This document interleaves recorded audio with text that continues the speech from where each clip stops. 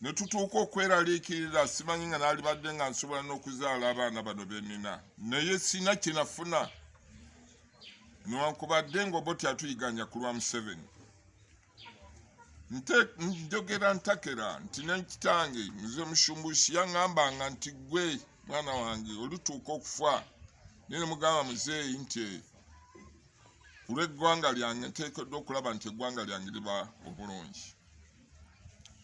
Olwaleero luno w'otunuulirira ebigenda mu maaso tubadde tubiwulira buwulizi drones.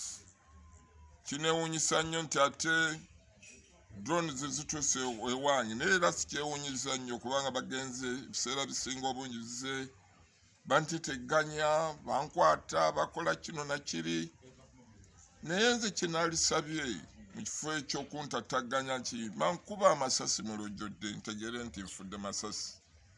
Abaana bange bajje baneetikke bantwale abantu abaliwo banziike kubanga okufa tewali muntu ayinza kugaana kufa.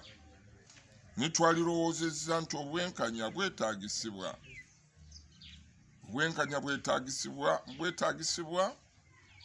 kubanga n'abaana be batutte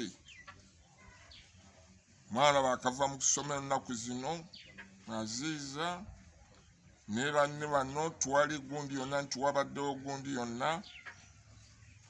Kadde waffe pulezidenti yagamba luli nti banaagendanga ku byalo bamanye biki naye nze kineewunyisizza nnyo sikitegeera na kukitegeera because it's a real threat.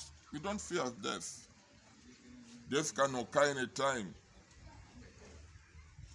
So please, they should style up, otherwise it will go beyond and people might be forced also to liberate themselves.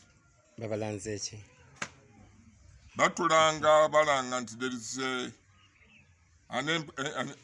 recruitment of the ADF. Some of my daughters know about the recruitment that is taking place in ADF.